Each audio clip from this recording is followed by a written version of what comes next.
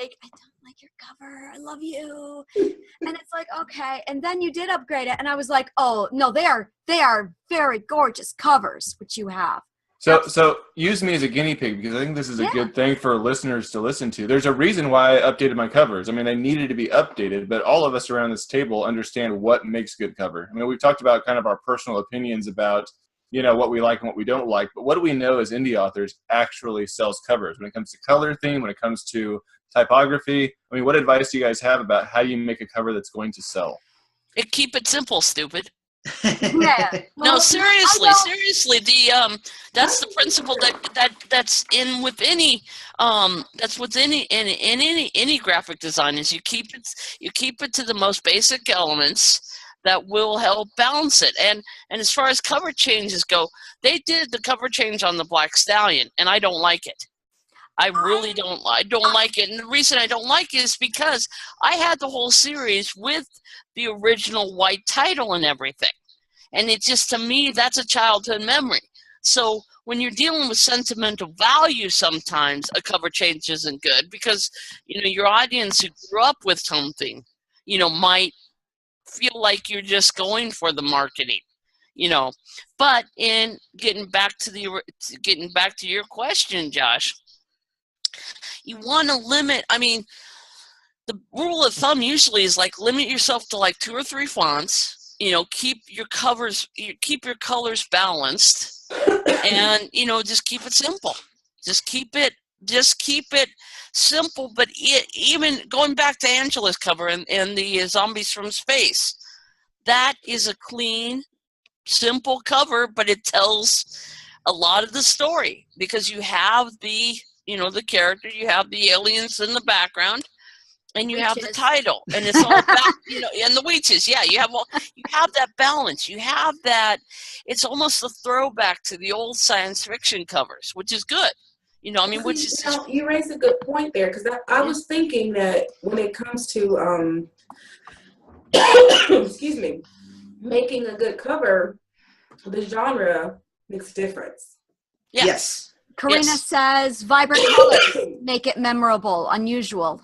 It needs to give the reader an idea of what they are getting and the genre. And I absolutely agree with Karina on that one.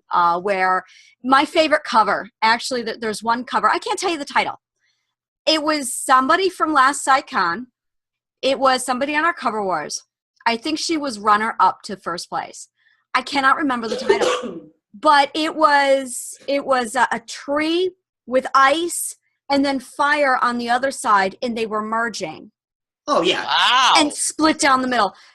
So gorgeous. The colors, it was crisp. It was clear. It was one of the most beautiful colors. Cannot tell you the name of the author or the name of the title if my life depended on it. I would have to go back and pull out the old SciCon records. But it was a very breathtaking book cover. And of course, I'm going to bring it because that cover lost to the winner, which was the Cogsmith's daughter. This author, Kate Colby, sent in this book, and it's a frog. It's a frog with clockwork in it. But it was when I got the file in my email and I opened it up to save it to upload. She sent me a large 3,000 pixel count on it. It was stunning. I cannot explain how absolutely graphic the little details that I had not seen had I not blown it up to transfer it. Just gorgeous detail. It's a frog made out of clockwork. That's all it is. And I think that's where, it is simple. It is for a steampunk book. So for that, it absolutely stays to it stays to it. It's really, I think it's definitely you don't want it too busy, but at the same time, I think it is the color. I think it is something it is artwork. At the end of the day, we are still talking about a painting. I spend an inordinate amount of time looking at book covers, not just for the book cover of the month. That's where the idea came from. Yeah. But I just like looking at covers. Yeah. I have in my mind developed categories of covers. Some that are affected by genre, or basically you have your graphic covers, with no art or anything, but you're working with text and design. You have your portrait covers, and we spoke at length of the varying qualities of what those covers do. And then you have your content covers, which is usually sometimes I'll call them a scene reenactment cover. Those are your three basic types of covers. Yeah. And any one of those will work. But in terms of how to be successful, I'm forgiving of an awful lot, and mostly because I like new things in terms of style and art. But nothing kills a book cover more quickly and more effectively than poor font choice. Yeah. Yeah. Yeah. Oh yeah. Absolutely. Or copycatting, where you've got a cover that doesn't stand out from another cover because it seems to be a trend. You know, where somebody's doing like, I remember a couple of years ago where everybody was doing the cartoony look on their covers. Oh. And it's like, after a while you got, okay, whose book is this? I have a perfect example, and I will give the name of this particular book. They didn't dime that one out. No, but the reason You why, know the other one, don't you? for me, this was the first cover, a book by, I believe her name is Katie Jennings, and the book is Breath of Air, and it's a urban fantasy kind of romance. And on her cover of the book, it's the back of a young woman's head, and that was the first time I had seen that. Now, within, I'm not kidding, 6 months of seeing that cover, I saw 6 other books with the exact same woman in the exact same pose.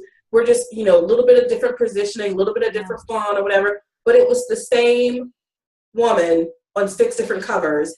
And I didn't know if I was, upset at the author authors for not real, or maybe the author that I saw first got it from one of them. I don't know, but it did kind of, like, I had already read the book and liked it, but it kind of made me feel a little awkward afterwards, like, who started this trend? And why are they all using the same woman over and over? Stock photos are the killer of indie authors. I mean, it is so frustrating because stock photos are far and few between, and finding one that works for your story is also difficult, and there's really only a handful of good ones.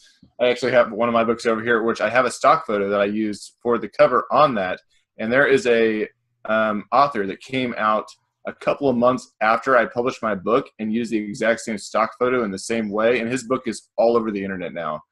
And so I essentially have this book that I published first with it, but he took the design and had more money and pushed his out more. And so now everyone's familiar with his book. And it's like, I feel guilty even advertising it because it looks like his. So what are you going to do? What is your marketing plan moving forward with that? I ignore him. Good for you. well, it's my shorter one. It's my Hawkhurst saga, and so I don't really push that one a lot. It's a $5 book or whatever that I kind of hand out at conventions and sell, and so it's not the big focus of my marketing campaign. Really, my Thrice Nine Legends is my bigger piece, but I imagine eventually I'm going to have to go and redo the cover. In addition, so stock photos, they're the cursed blessing of indie writers because were we talking? I was talking to a few other people. Some people just can't afford to spend $300 on a cover. I can't afford to spend $300 on a cover either, but I refuse to have a cover that looks like someone else's.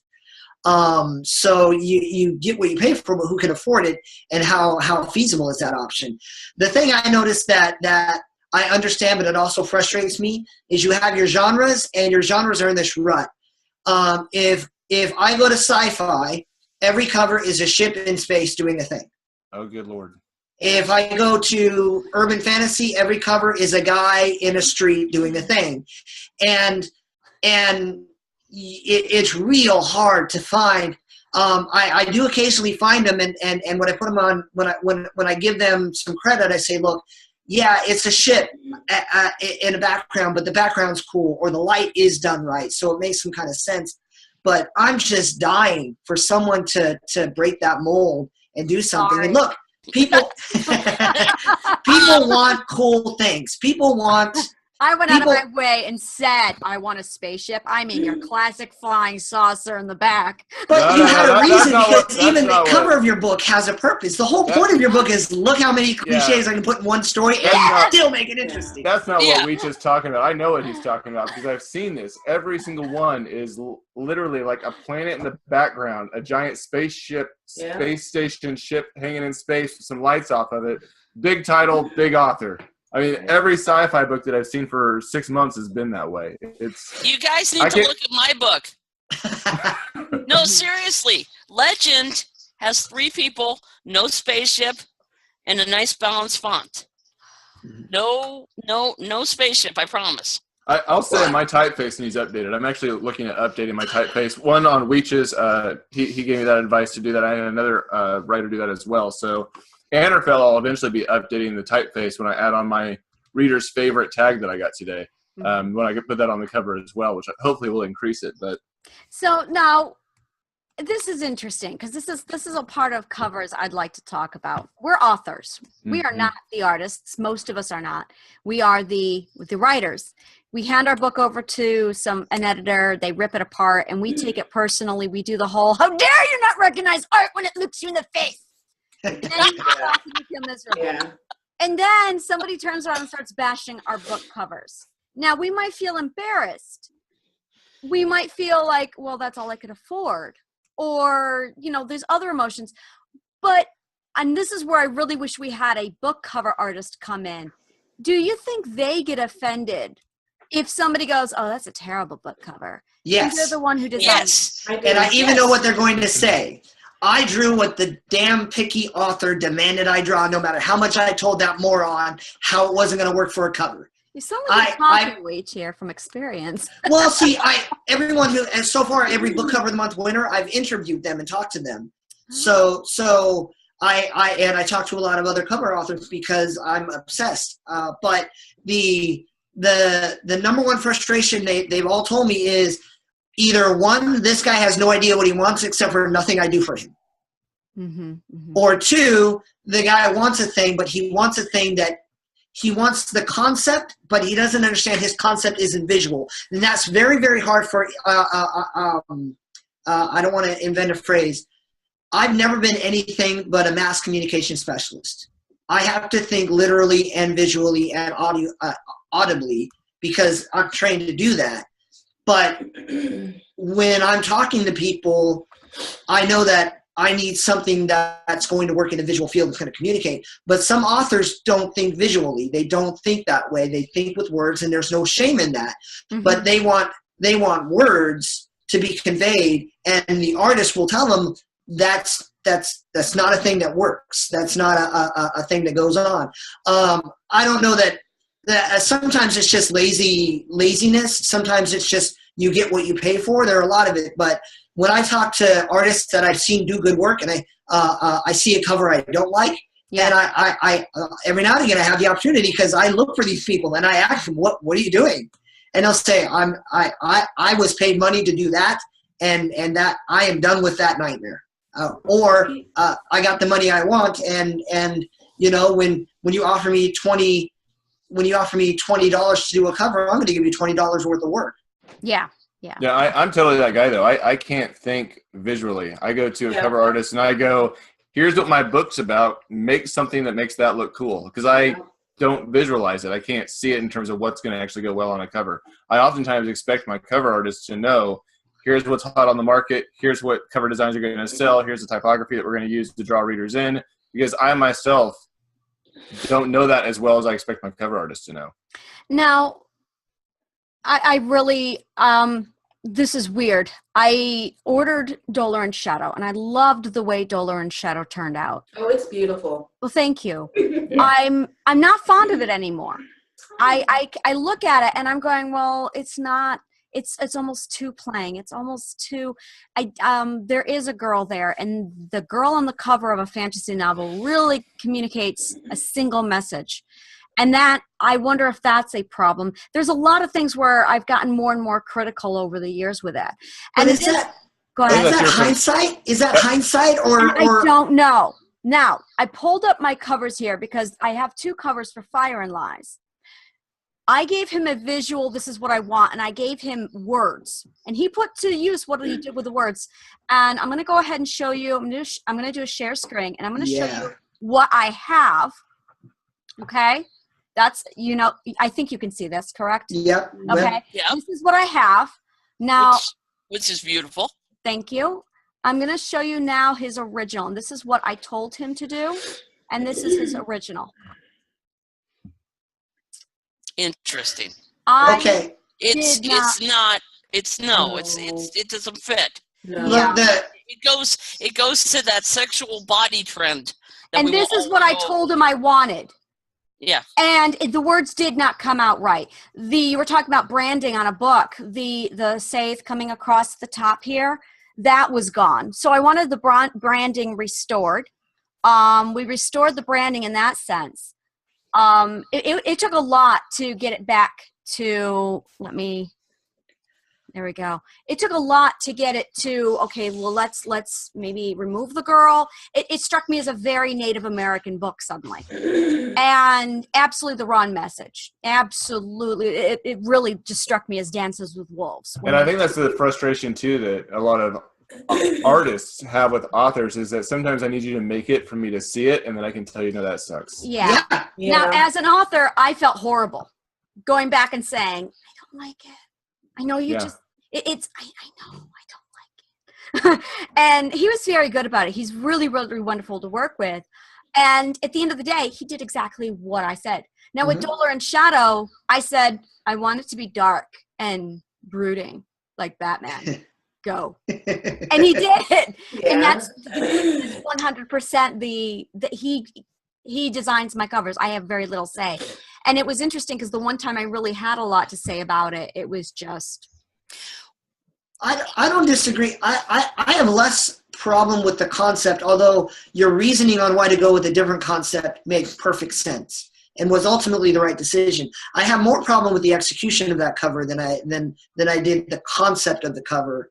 And the concept of the cover that you went with was better because of what you wanted to emphasize and the branding that you wanted to create. But having read Dolor and Shadow, the first thing I thought was she using fire at all in Dolor? And it's been a while since I read it, but for me, Dolor stood out, and I lean towards scene recreation covers. So I'm always thinking of her trapped in that cave. Yeah. So with no disrespect to you or the author, when I think of your book, I imagine that as the cover, even though I can remember what the cover looks like. Because that's really good to know, because I am thinking about redoing the covers. And I'm going, okay, what scene would it be? And yeah, the cave scene would be it. The cave scene would absolutely be it. I agree that that's the focal point of the scene, but what message are you at all concerned with a woman trapped in a cave? Because you're talking about things like the empowerment of women and what vibe you're going to send, who your audience is and what's going on. It's what I think of as the crux scene of the movie because I have that scope, but yeah. I think the escape might be a better scene because it's her. I'm trying to avoid spoilers and I failed miserably. I think the end of that journey where you still have the visual of how traumatic the experience was, but not the weakness of the moment, but the power of the journey. That's probably where I'd aim. I do have to say this, just as a disclaimer. The book is not about empowerment of women. That's not the message. Like I haven't had anyone, because you don't want to give the wrong message, right? You want to make sure that someone doesn't look at the cover thinking that it's going to be about that when that's not actually what it is. Yeah, it's like a woman dungeon story or anything like that. I wouldn't want the reader to think that. Right. It really is hard trying to put together that. To this day, the cover that I saw from day one and that I still see is a close-up where the camera is sitting behind Rune's leg and it's looking up. You see his sword Graham in the snow and you see a hand painting down like he's carrying somebody, and you see blood dripping off of her hand. Wow. No, that is what I see, and you should know that, Sing.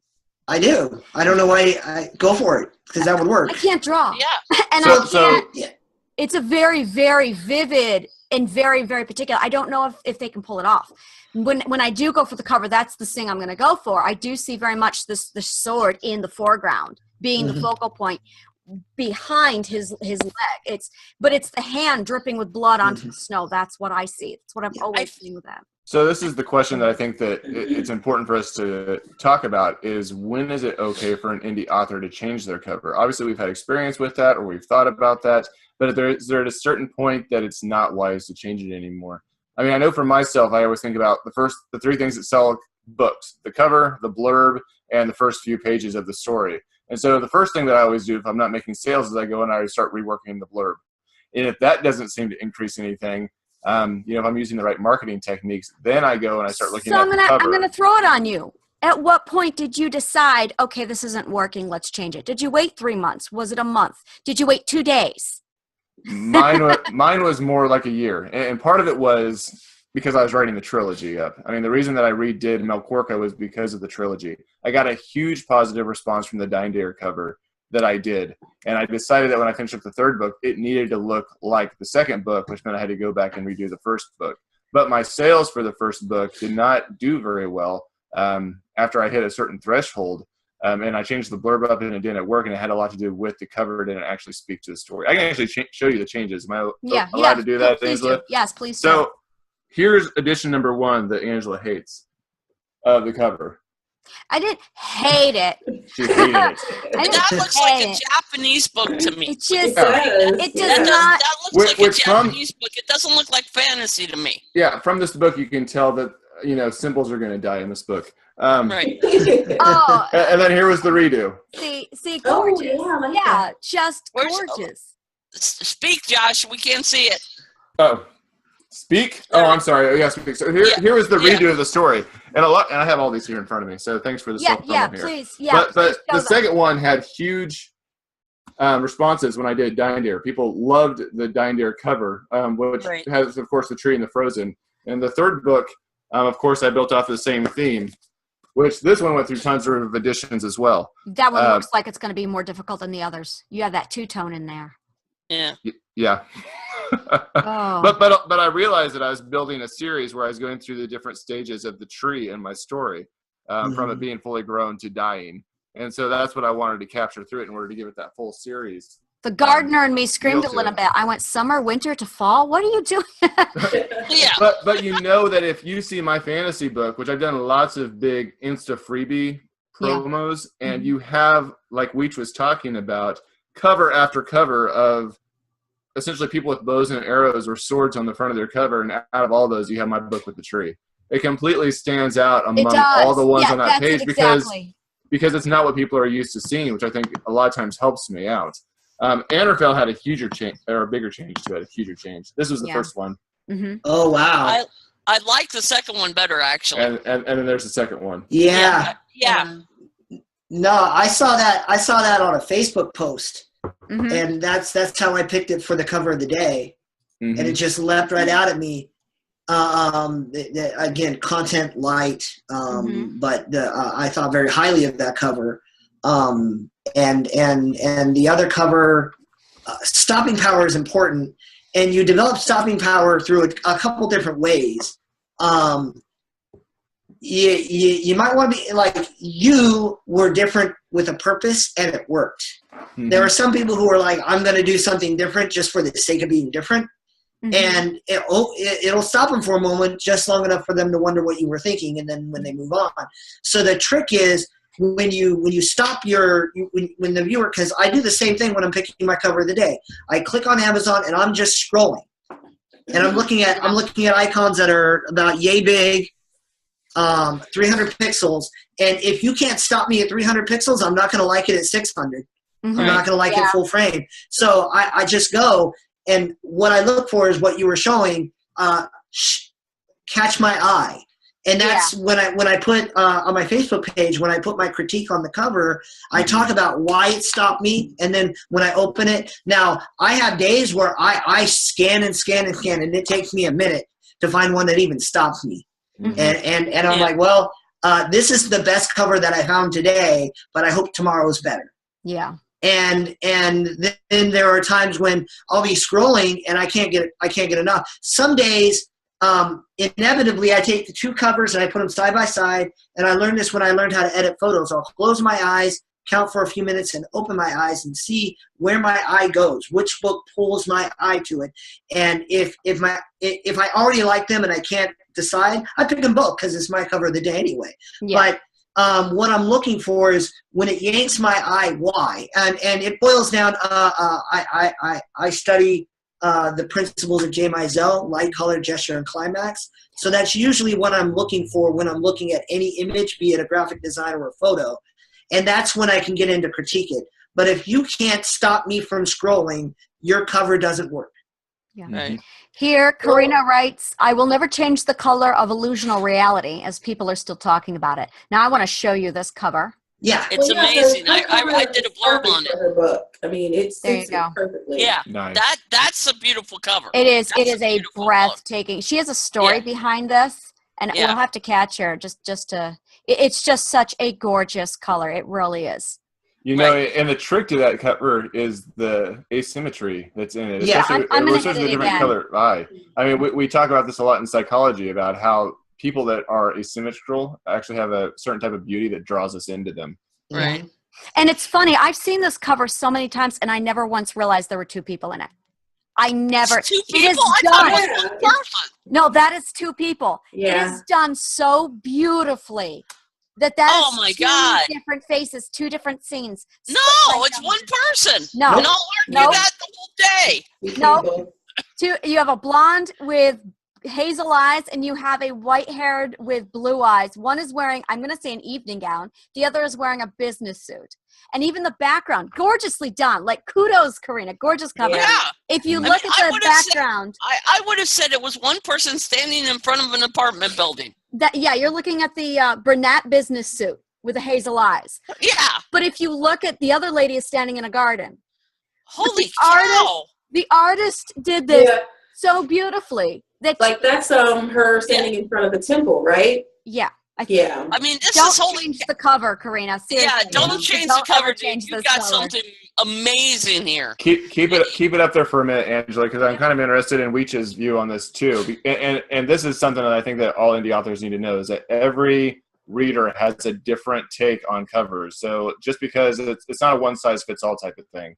But I even swear Karina's, I thought it was one person. I really swear I thought it was one person. The picture on Karina's cover immediately draws me in and wants me to do it, but the typeface doesn't work for me. The illusional reality I would make bigger and larger in a more solid font, and her author name I would stretch across the entire top of the cover to really pop. I'm so ruthless with font. I don't ever see font I like. I see font I don't hate, and that's the most I say about font. I love your font in this, Karina. I love it. Yeah.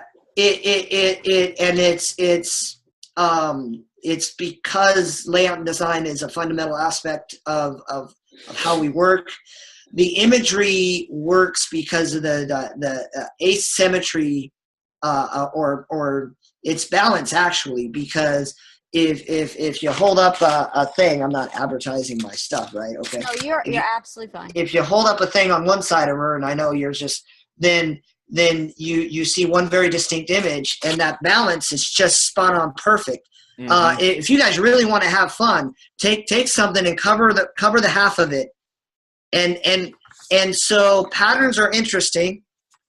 Repeated patterns are more interesting. Broken repeated patterns are fascinating. So when you break that pattern, it just you cannot look away. I love the background. The real trick was is she around, Karina? Did you think about? I'm just curious. Did you think about flipping the backgrounds? Yeah, that would be my curiosity too. Give her a second to type it out. And also, Karina, while you're typing, my question to you is, you said there was a story behind this, and I don't know if you can pull it off without spoilers. But there is a reason. We were talking on a different panel earlier, and you were explaining that you had an interview where you explained the different meaning between the two people in the picture. And like, this should be in MoMA. I'm sorry. We analyze paintings like this in MoMA this much. Like, it is a striking piece. I do have a question. I still have a problem with it being two people. Okay, here's my question though. Is it two people or is it one person and two guises? I think it's two people. And the reason why is if you look at the cheekbone, that cheekbone is a completely different bone structure. Yeah. I don't know. I can do a lot with a light. Unless the shading is different. Yeah, I can do an awful lot. Her eye shape. Aha! There we go. But I do have to say, Angela, thank you for pointing out that you do like the typeface of it, because I'm not picking on Karina. I love the hell out of Karina. And I pick on my own typeface as well. So that's not as, I'm not being cruel. Yeah, you're fine. You're fine. So Karina says, yes, they are one person with two lives. And one thing that I'll note, and I'll give Karina some real props. When you talk about balance, and I talked about the broken pattern, that earring on the business suit side is a fantasy element that belongs on the other character. One is a princess in a fantasy world, and I imagine the other is a business lady. The other is Becky, an office worker in UK. Now, it reminds me of Once Upon a Time, the show. Yeah. When you say that, Karina. And I can't remember, was it Josh or was it Witch who asked, have you ever considered swapping the backgrounds? Yeah, we both kind of wondered that. And I want to say, don't you dare, because this is like. I'm not telling her to make any changes, but in the world of designers, she's laughing. She's like, no. Yeah. I don't want to ask too many questions because I've actually interviewed Karina about this book cover, so I know some of this stuff. I love this book cover. I was going to say, can we? There you go. We can zoom in. There you go. You know, and one of the things that I took a couple of courses on cover design and the important things of doing it, and one of the pieces they talk about is that you want a certain level of symmetry in it, you know, like 98% symmetry of your cover. And then you want that other 2% to just really give that bang. And that's what that earring gives for me. It's like we were saying, there is some symmetry here, even though there's the different characters on there, but that earring really stands out. It pops the cover. Well, I'll say this. Really does. I'll say this, and I mean it. If I were a photographer, well, I am a photographer. If I were judging this as a photographer, why I can't yank my eye away is because the lighting is different on both one, and that's why they look like, that's why that person looks different, because of the lighting technique, the light side and the shadow side. You know what I love? It's the freckle right above her eye. The business suit, Becky. Becky's eye, she has skin blemishes. I can see freckles when you zoom in. Mm-hmm. But the princess does not. Yeah. And that's one of the things. It's almost like the princess has been brush stroked. Yeah. And folks, to find that, you'll have to scroll to 150% on your screen. Yeah. The other thing is you should never scroll in on a person's image. That's just doing a person dirty. That's just like, that's what I do when I grade my students. Don't zoom in unless you're mad. Don't do that. Well, and that's just it. I would have put the princess, since she's a princess. Usually, you think of high cheekbones with princesses, you know.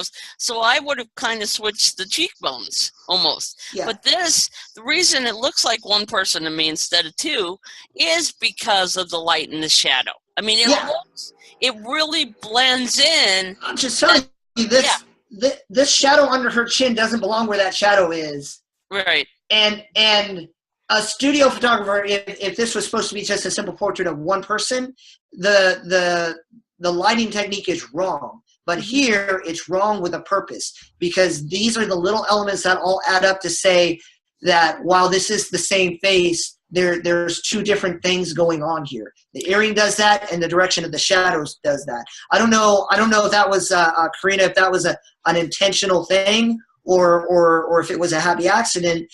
But to me, the first thing that I noticed that I couldn't stop staring at was why are the shadows doing different things?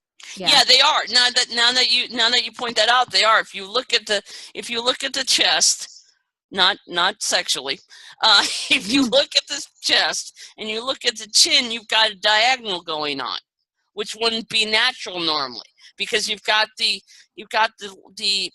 left side of the neck having a slight shadow, and then you've got the right side of the neck having a shadow, but then you've got this diagonal.